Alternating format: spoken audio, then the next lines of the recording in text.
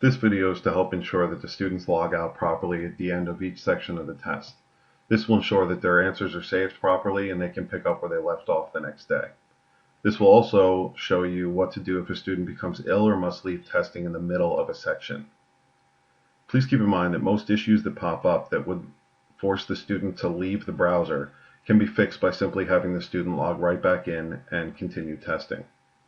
If restarting the computer and the browser does not fix the issue, you may want to consider swapping out to a different computer or moving that child to makeups. As we wait for the browser to take control of the machine, this is exactly what the students will see the day of their testing. So this is a clone of what the students would see the day of testing. Their name would be up here, and they would start each section. Now, as this is a training section, we are just testing the browser. However, these options will be similar as day of testing. If a student becomes ill or otherwise needs to leave the test site in the middle of testing, where that student will then later make up that time for that section, they would come up here, go to log out of TestNav, and save and return later. That means they will pick up whatever question they were on at the time they left.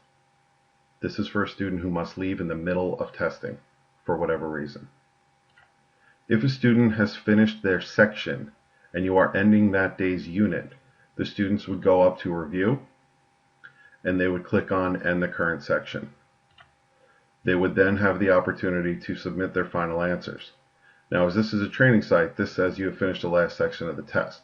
However, at the end of each section, this would show section 1, section 2, or section 3, depending on the test.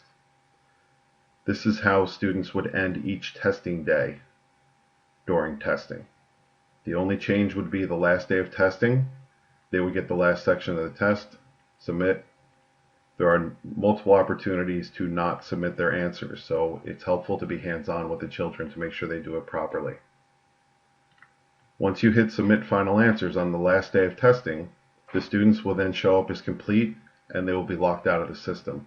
So it was important to know that after each section of the test, they submit their answers just for that section.